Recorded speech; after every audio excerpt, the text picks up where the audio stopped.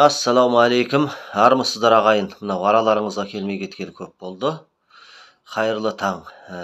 Бүгін сіздерге айтылатын тема: сен неге қазақша сөйлеуің керек? Сен неге қазақша сөйлеуің керек? Сен неге қазақша сөйлеуің керек? Осы сұрақтың төңірегінде сіздерге нақты фактілермен жауап беретін боламыз. Қазақша сөйлегісі келмейтін адамдар үшін бұл аса қажет. Енді біз өзі жаратылған кезде адамдарды жаңағы қауымдарға, халықтарға оны бөліп қойған Құдай тағала. Оны біз таңдау құқығымыз жоқ. Біз өмірге келмей тұрып Қытай болып туылуым керек, орыс болып туылуым керек, ағылшын болып туылуым керек, қазақ болуым керек, өзбек болуым керек деген біз айта алмаймыз оны. Бізде ондай мүмкіндік жоқ, және ол бізге берілмеген. Түсінікті ғой. Ал енді сіз өмірге қазақ болып келдіңіз. Енді жалпы ұлт деген не ол? Ұлт дегеніміз белгілі бір дәуірлердің, ағымдардың, замандардың өтуіне байланысты, белгілі бір қауымның өзара бірігуінен пайда болады ұлт деген. Ол жерде қалай бірігеді? Бірінші тілі, екінші діні, салт дәстүрі, тарихы, мәдениеті, негізгі осы құндылықтарға байланысты ұлт ретінде қалыптасады. Яғни оларда осы жақтарда ортақтықтар бір болады, және бірдей болады. Көрдіңіз ба? Сондықтан осы ұлт төңірегіне ұйысады. Қазақ болады, өзбек болады, Қытай болады, орыс болады деген сияқты. Ал енді мемлекет дегеніміз не? Мемлекет, немесе мемлекет құраушы ұлт деген нәрсе болады. Осыған тоқталып өтейік. Жаңағыдан бөлек.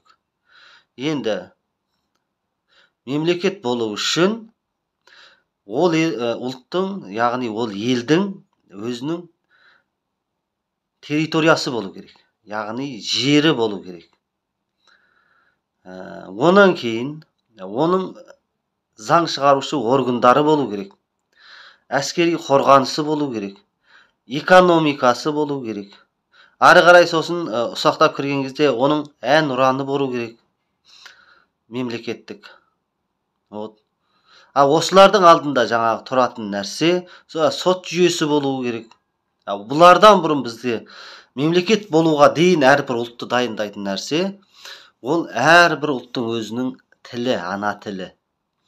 Онан кейін оның салт дәстүр, мәдениеті, діні, тарихы, осы нәрселер болу керек. Егер бұлар болмайтын болса, аталған нәрселердің, онда ол ұлтта болмайды, және ол ары қарай мемлекет болып қалыптаспайды. Осыны әркім білу керек. Мынау Құдайға шүкір деп ауызбенен айта салған оңай. Енді осы жерде қазақша сөйлегісі келмейтін, немесе қазақша сөйлеуге ерінетін болмаса, неге қазақ болып туылғанын түсінбей жүрген адамдар үшін мен нақты дәлелдермен айтып жатырмын бұл жерде. Сіздер түсінсін деп. Және қазақша сөйлеп білетін адамдар арғай тереңдей түсінсін деп. Құдайға шүкір, сіз қазіргі кезде, дәл қазір, мысалы, шетте тұратын қазақтарды айтпай қояйық, жарайды. Ол кісілер өзінің тұрған елінің, Қытайда қазақ қытайшасын үйреніп жатыр, Америкада қазақ ағылшынша сөйлейді дейік, Германияда қазақ немісше сөйлейді дейік, Түркияда қазақ түркше, Ресейде қазақ орысша сөйлейді дейік, Жақсы. Енді сіз Қазақстан Республикасының азаматысыз. Ұлтыңыз қазақ. Оның ішінде жаңағы руыңыз бар. Қазақ руға бөлінбейді, рудан құралады дейді. Қазақ айтады, 100-ге бөлінгеннің 100-і күйсін дейді. Мынау біз айтып жүрміз қазір ұлы жүз, орта жүз, кіші жүз деп. Негізі ол бұрмаланған. Біріншісі ғана дұрыс ұлы жүз. Екіншісі жаңағы айтып отқан орда жүз. Үшіншісі кісі жүз. Кіші емес о жерде. Осыны анықтап алыңыздар сіздер. Міне. Біз осыдан құраламыз. Тіпті арғы санау алталашқа бармай қояйық. Енді сіз қараңыз, неге сіз қазақша сөйлеуіңіз керек? Құдайға шүкір, сізге тәуелсіз мемлекетті беріп қойды. Мемлекет құраушы ұлт деген нәрсе бар. Сіз солсыз, әрбір қазақ, ерсіз ба, әйелсіз ба, кәрсіз ба, жассыз ба, сіз мемлекет құраушы ұлтсыз. Ондай болатын болса, сіз ұлт ретінде, мемлекет құраушы ұлт ретінде ұлттық құндылықтарға және мемлекеттік құндылықтарға бағынуымыз керек. Өзіңізден автоматым түрде сіз оны мойындауыңыз керек. Яғни сіз өзіңіздің тәуелсіз мемлекетті құраушы ұлт екендігіңізді мойындауыңыз керек. Түсінуіңіз керек. Қытайға барсаңыз қытайша сөйлейсіз ғой. Дұрыс па? Ресейге барсаңыз орысша сөйлейсіз. Өзбекстанға барсаңыз өзбекше сөйлейсіз. Германияға барсаңыз немісше сөйлейсіз. Англияға барсаңыз ағылшынша сөйлейсіз. Неге? Ол құрмет. Өз өзіңді құрметте, жат жанынан түңілсін дейді. Біз өзіміз құрметтемей, әрбір адам, сіз балаңыздан талап етпей қойыңыз. Бұл жерде ұл қызыңыздан. Ата-анаңыздан талап етпей қойыңыз. Басқа біреу дос жараныңыздан талап етпей қойыңыз. Ой, қазақша сөйле деп. Сіз бірінші өз өзіңізден талап етіңіз. Әрбір адам, мысалы, мен өзімнен талап етемін. Неге? Жаңағы айтып отқан факторларға мен бағынам. Құдайға шүкір да, дұрыс па? Ол маған берілген, Алланың тарапынан берілген сый. Былай айтқан кезде. Мен айтпаймын сосын орысша білме, ағылшынша білме, қытайша білме, француз, неміс, итальян, араб тілдерін үйренбе деп айтпаймын мен. Біл. 7 ұлттың тілін біл, 70 ұлттың тілін біл. Егер сонша миың істеп тұрса, да? Бірақ айтады ғой жаңа, ана тілің арың бұл, ұятың боп тұрбетте. Өзге тілдің бәрін біл, өз тіліңді құрметте деп. Иә, солай. Біліңіз, ғылым үйреніңіз, білім үйреніңіз. Қазір біреулер жүр, Абай айтқан орыстың тілін үйрен деп. Неге біз жай ғана оның тереңдемейміз? Абайдың идеясына, ойына біз деп тереңдеп кіруіміз керек. Біз кіргеннің орнында соң бетімен ғана кетіп барды. Абай ол кезде дұрыс. Орыста ғылым болды, білім болды, техника болды, мойындау керек. Ол шын. Абай заманда ол болды. Және Абай орыстың тілін үйрену арқылы ғылым білімін, сол замандағы техникасын игеріңдер деді. Сосын мына қазақты дамытыңдар заманауи ғылым білімменен деді. Көрдіңіз ба? Ешкімге орыс болып кет деген жоқ қой. Онда Абай неге орысша жазып, орысша ойлап, орысша тұрып сөйтіп кетпеді? Абай да білді орыстың тілін. Абай арабша білді, керек болса. Абай жалғыз қазақшаны ғана білді ме? Абай бірнеше тіл білді. Бірақ ол арабта болып кеткен жоқ, парсыда болып кеткен жоқ, орыста болып кеткен жоқ. Абай қазақ болып қалды, мұсылман болып дүниеден өтті. Хаким деген тарихта атаған, ғалымның қате өлмейді, жақсының аты өлмейді дегенді біз содан айтамыз. Құдайдың өзі дұрас, сөзі дұрас, рас сөз ешқашанда жалған болмас дейтін тағы сол Абай. Мен бұл жерде рас нәрселерді айтып отырмын. Егер өтірік айтып отырсам, комментарийға жазыңыздар. Мына жерің өтірік қой деп. Сосын ақталмаңыздар. Біреулер ақталады. Ақталудың не керегі бар? Қазақша сөйлей алмаса ақталады. Мен сөйткем, мен орысша тәрбие алғам, мен орысша оқығам, мен сөйткем. 30 жыл өтті ғой. 30 жыл да, осы аз уақыт па? Жақсы, мен түсінем. Совет кезі келді, сөйтті, бүйтті, саясат өзгерді. Оның бәрі түсінікті өтті кетті. Соңғы 30 жылда неге үйренбедіңіз? Күніне 3 ауыз қазақша жаттасаңыз, 10 күнде 30 ауыз. Көрдіңіз ба? 100 күнде 90 ауыз жаттайсыз. Енді есептейміз, 1000 күнде 900 ауыз жаттайсыз. 3 жылда. 30 жылда 9000 сөз жаттайсыз.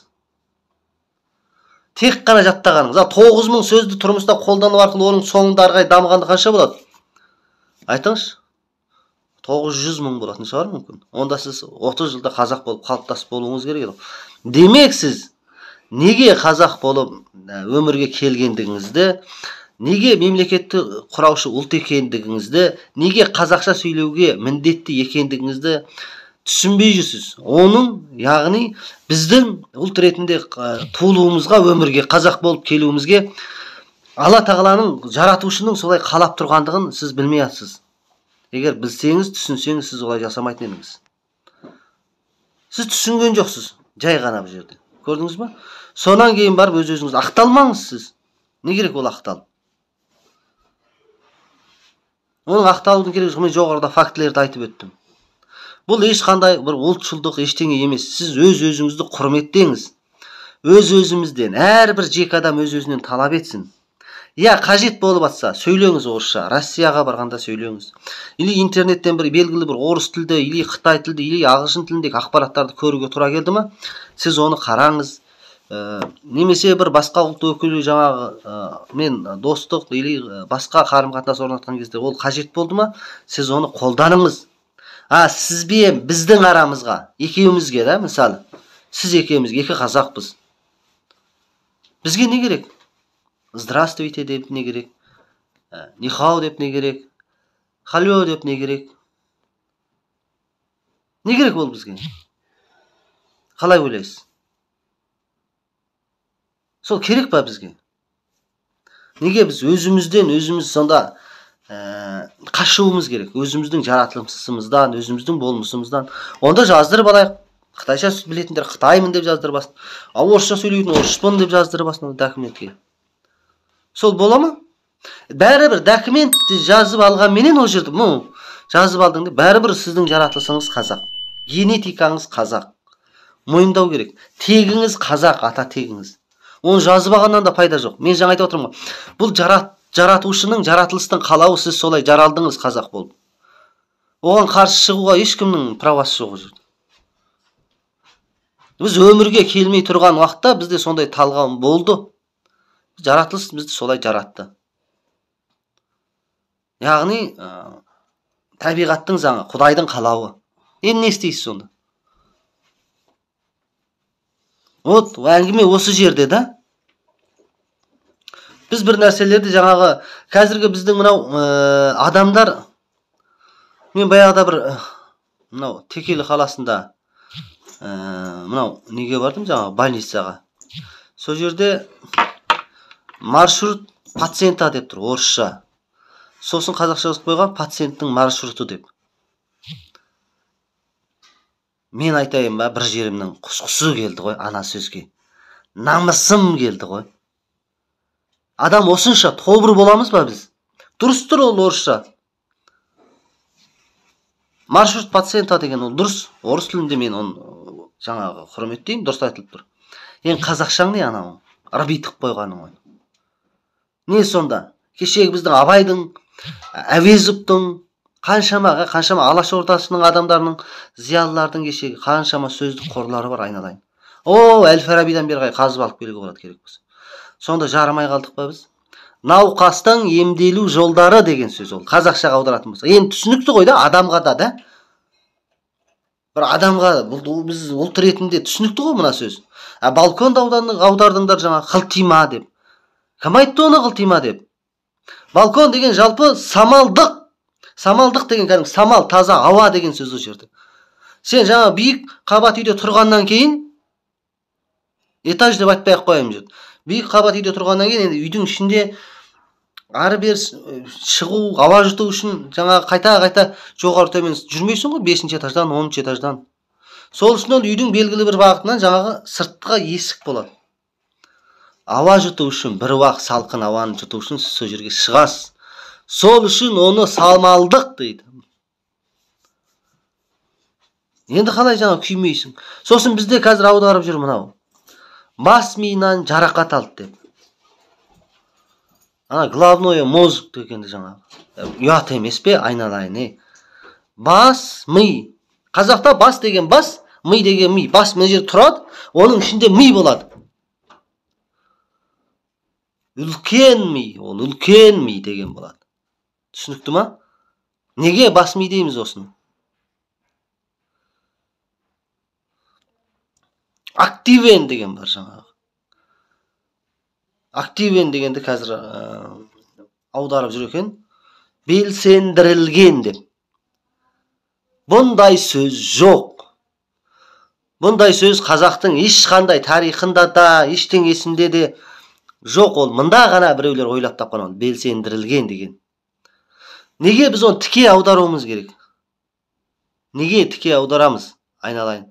Ол байытылған деуге болады. Егер ол продукция, өнім болатын болса, белгілі бір азықтық, егер ол дәрі-дәрмек, тамақ болатын болса, ол байытылған. Нелермен байытылған? Витаминдермен, минералдармен, элементтермен ол байытылған. Оның ауыспалы мағынасы жаңағы концентрат деп те айтылады. Көрдіңіз ба? Енді қараңыз. Сосын техникада бөлек ол атау. Сол сияқты нәрселер көп та бізде. Сол үшін дұрыс аударыңыздар. Және ол белсендірілген деген жоқ ол жерде. Біреу егер олай болса, азық-түлікке жаңағы дәрі-дәрмекке қатысты болса, ол байытылған болып табылады.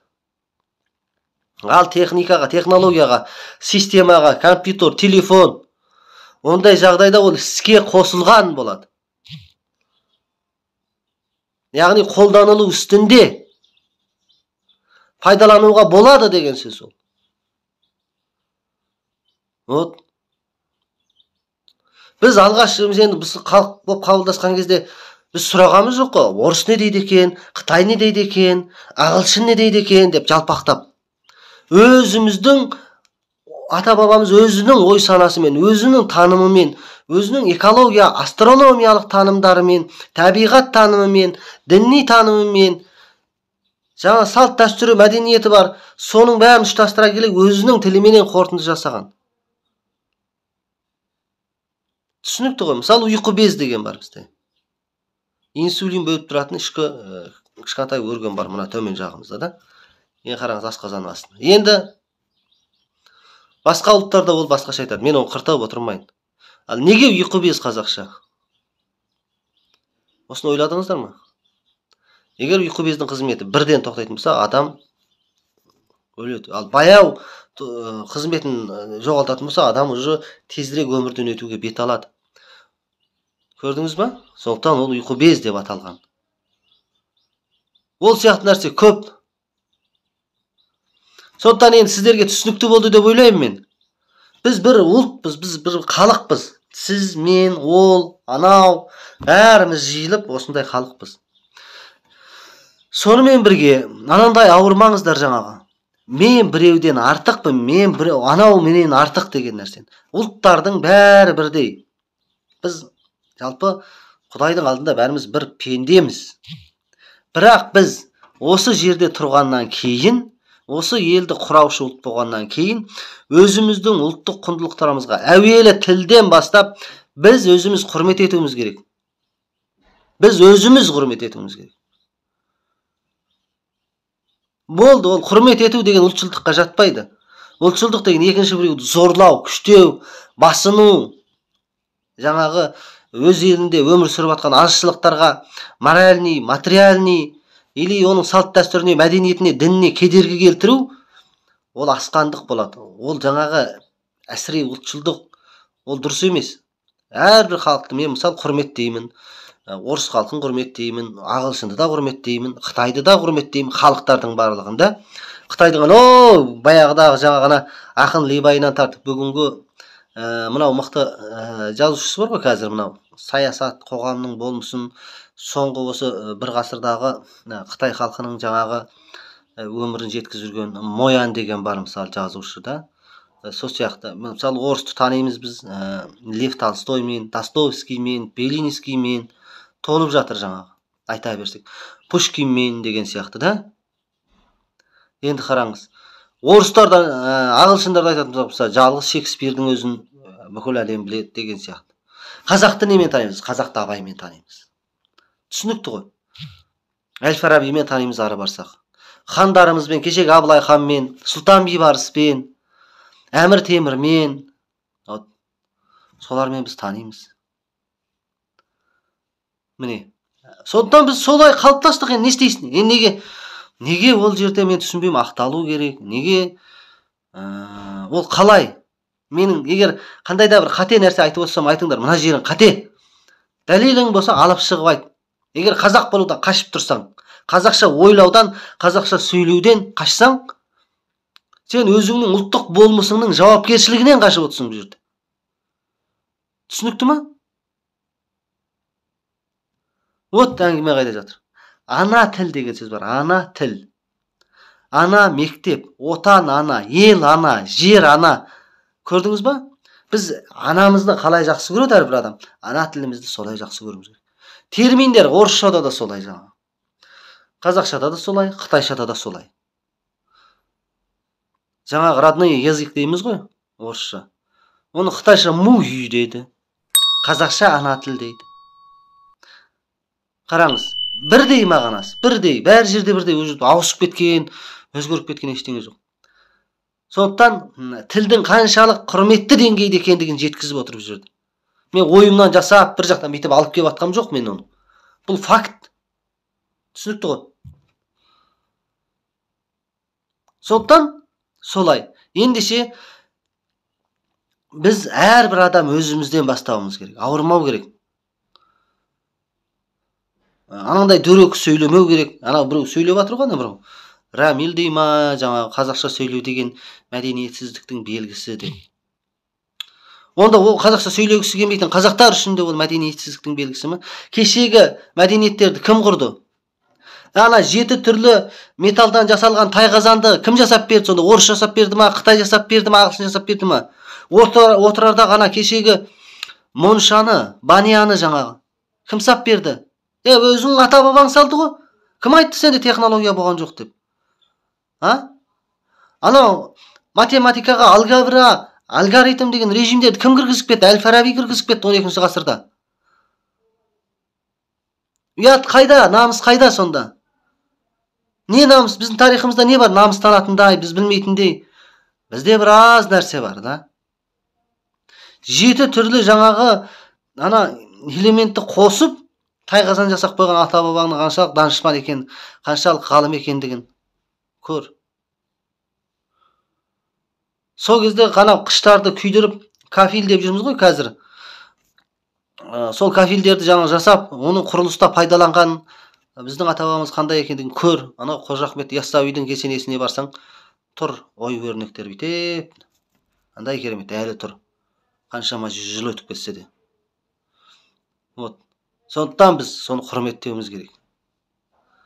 Егер біздің тіліміз жоғалды ма, әрбір мейлі қазақ болды, ол ары қарай ол ұлт ретінде ол сенің мәдениетің, тарихың, ол жерде салт дәстүрің рөл ойнамай қалады. Бірінші очередте ол адамның тілі. Біздің бірінші құралымыз адамзатқа өзі Құдай тілді берді. Бірінші құрал қылып берді сізбен бізге. Сөйлеуді оның ішінде. Мен мына бір нәрсені байқаймын да, мысалы, қанша мың жыл өтті, мүмкін миллион жыл өткен шығар. Ешкі мен қой бір қорада өмір сүреді. Енді қазақтың көбі малдың арасында жүрген. Ер жеттік. Үйде отырсың да маңырап жатыр. Мә деп та. Біз білеміз ешкінің дауысы екендігін, или қойдың дауысы екендігін. Ешкі маңыраса, ешкі маңырап жатыр дейміз. Қой маңыраса, қой маңырап жатыр дейміз. Мысалы, жалғыз ешкіні мың қойдың ішіне бақсаң да жүре береді. Мың қойдың ішіне, мен мың қойдың ішіне келдім ғой деп 3-4 айдан кейін қой болып маңырап кетпейді ғой ол. Дұрыс па? Міне пример, тірі мысал сіздерге. Тіп-тірі мысал. Болмаса қалың ешкінің ішіне бір қойды қамап қойсаң, ешкі құсап маңырап кетпейді ғой. Бәрібір олардың дауысы, жаратылысы өзінің. Содан айнымайды ол. Ешқашан айнымайды. Біз неге айнып жүрміз? Біз саналы, ең жоғарғы жаңа ақылды мақұлық адамның жаратылысы. Соған қарамастан сөйтіп жүрміз да қазір. Біреу орысша сөйлеп жатыр ма, сырттан үйде отырған кезіңде. Далаға шықсаң ол қазақ болуы мүмкін. Қараш? Мен айтып жатырмын ғой, үйде отырсың, маңырап жатыр. Ешкі маңырады ма? Ешкі ол, білесің оны. Қой маңырады ма? Қой. Болды ол жерде. Үйде отырып оны білесің. Біз қазір үйде отырып, оның қазақ екенін білмейміз ғой жаңа. Егер ол қазақша сөйлесе, мынау қазақ екен дейміз. Мен жалпы мысал келтіріп отырмын бұл жерде. Бұндай мысалдар толып жатыр. Осыны сіздерге жаңағы айту үшін, әрбір адам өз сезінсін. Әрбір адам өзінің тарих алдындағы, мәдениет алдындағы, тіл алдындағы, салт дәстүр алдындағы, отан алдындағы, ел алдындағы, жер алдындағы өзінің жаңағы шартсыз борыштарын атқаруға тиісті. Адами құндылығын түсінсін деп мен осыны айтып отырмын. Еріккеннен, зеріккеннен отырғам жоқ. Осы енді бүгін сіздерге айтайын деген, көптен бері араларыңызға келмей кеттік. Келіспейтіндер болса айтыңыздар. Анандай бір жабайы, ой, бәленше, түгенше деген сияқты андай боқтық бірдеңе қоспаңыздар. Этика, эстетика деген нәрсе бар. Мәдениетті түрде жауап беріңіздер. Мүмкін мен бір эмоциямен бірдеңе кей жерде кетіп қалған болуым керек, бірақ мен ешкімнің жеке басына ешқашан шабуылдамаймын. Ондайым жоқ. Және мен ешкімді әсіре ұлтшылдыққа, ойбай, жаңа сөйтіңдер, бүйтіңдер, қазақ қана керемет деген әңгіме менде жоқ.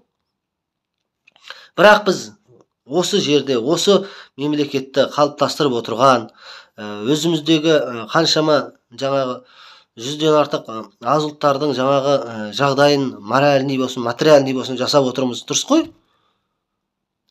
Сондай халықпыз біз. Мемлекет құраушы бірінші. Онан кейін ол кісілер тылады, ол халықтар, ол ұлттар. Мен оларды да құрметтеймін. Жаңа жоғарыда айтып өттім мысалы. Бірақ біз өзімізбен, жаңа ешкімен ешкі сияқты маңырайды. Қоймен қой сияқты маңырайды. Түсінікті ма? Екеуі бірдей жаратылыс, былай қарасаң. Ешкі, қой. Қытай, карис деген сияқты. Немесе қазақ, қырғыз деген сияқты. Болмаса орыс, украин деген сияқты. Бірақ қалай айтсақ та, олар өзінің даусынан өзгеріп кетпейді. Өзінің жаратылыстан ауытқымайды. Ол солай. Мына жерде 1000 қойдың ішінде жүрмін ғой деп жалғыз ешкі. Мен шөп жей алмай қалатынмын ғой. Мен су іше алмай қалатын болдым ғой. Демейді ол. Мен судың жақсысын ішу үшін, судың тұнығын ішіп, шөптің шүйгінін жеу үшін қойша маңырауым керек екен ғой деп. Жаттығып атқан ешкіні көрмейсің ғой. Рас па? Өтірік па? Біз өзіміз қалың қазақ бір-бірімізбен неге олай сөйлеуіміз керек?